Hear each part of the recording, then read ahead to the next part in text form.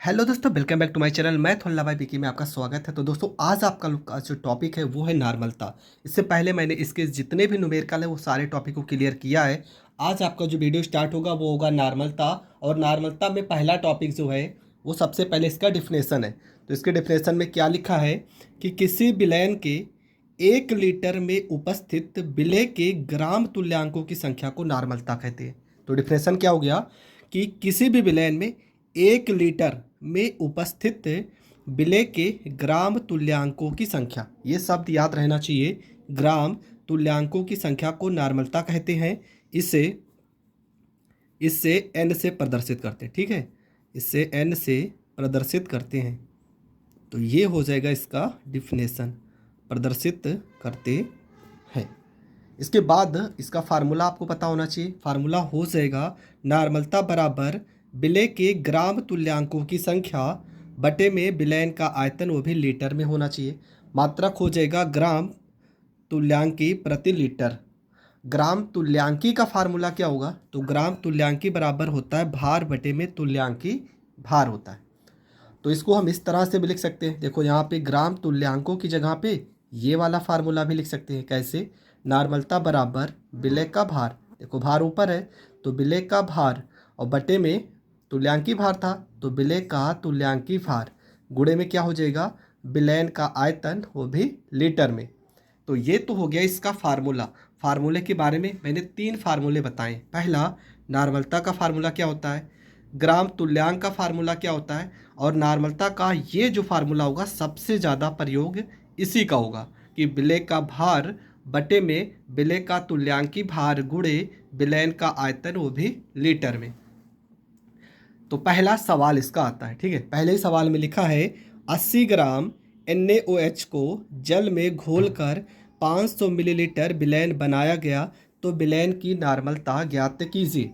तो यहाँ पे विलय का भार कितना दिया है, लिखेंगे विलय का भार, विलय का भार दिया गया है 80 ग्राम दिया गया, 80 ग्राम दिया गया। दिक्कत यह है कि हमें विलय का तुल्यांकी भार कैसे पता करेंगे? तो विलय का तुल्यांकी भार निकालने का सबसे जो फार्मूला है वो लिखेंगे NaOH। ये आपका क्या है? NaOH जो है ये आपका विलय है। तो विलय का तुल्यांकी भार हम निकाल लेते हैं। तो इसका फार्मूला हो जाएगा भार बटे में N हो जाएगा। तो भार कितना दिया गया? 80 दिया गया है।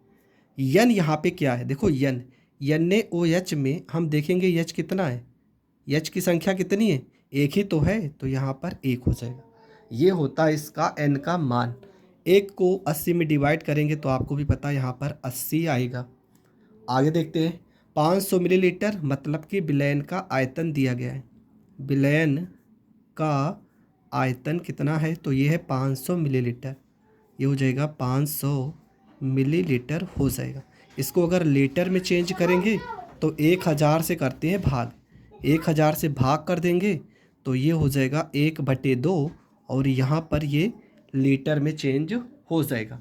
अब हम सीधा फार्मूला लगाते हैं। तो फार्मूला इसका हो जाएगा नॉर्मलता बराबर विलय का भार, विलय का भार, विलय का भार बटे में विलय का तुल्यांकी भार, विलय का तुल्यांकी भार, और गुणे में हो जाएगा विलयन का आयतन, विलयन का आयतन, और जो विलयन का आयतन होगा वो होगा लीटर में होगा।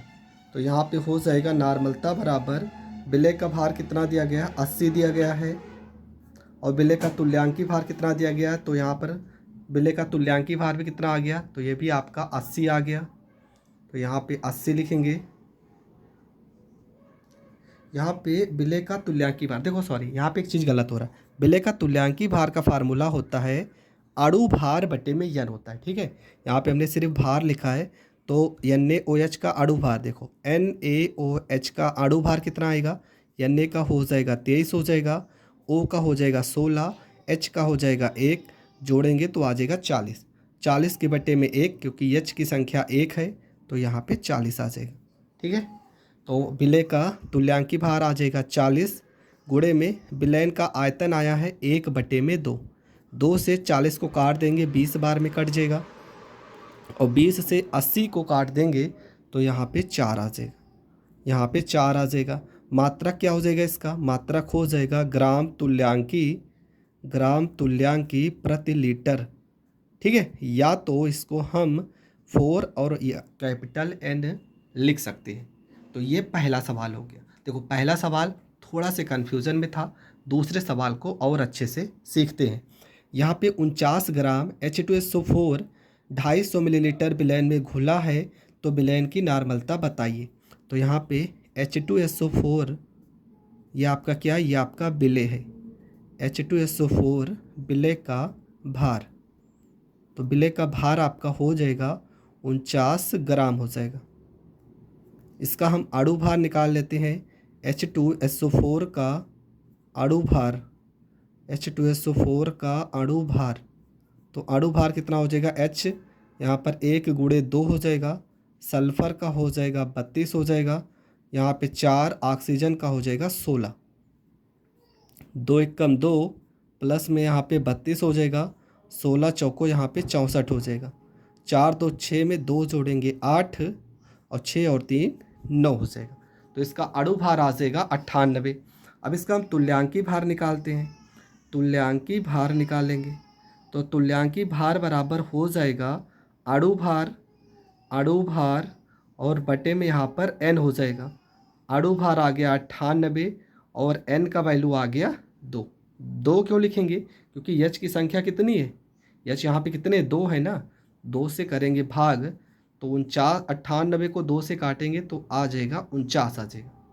अब लगाते हैं फार्मूला। आयतन दिया गया है, विलयन का आयतन कितना दिया गया है? तो ये दिया गया है 250 मिलीलीटर।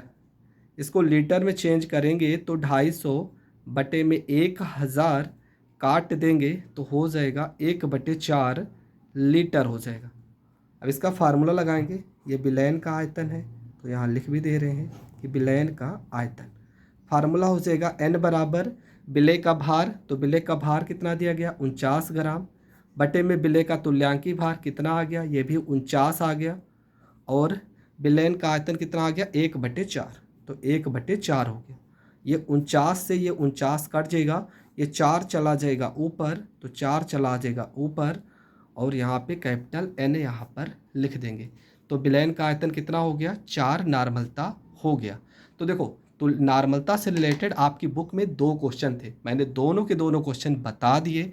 आई होप आपको दोनों प्रश्न बहुत अच्छे से समझ में आए होंगे। इससे पहले मोललता, मोल प्रभाज, इन सारे टॉपिक को मैंने क्लियर किया है। ऊपर आई बटन पर क्लिक कर आप देख सकते हैं, नहीं तो प्ले लिस्ट में जाकर आप पूरी वीडियो देख सकते हैं। तो मिलेंगे नेक्स्ट वीडियो में, तब तक के लिए जय हिंद, जय भारत।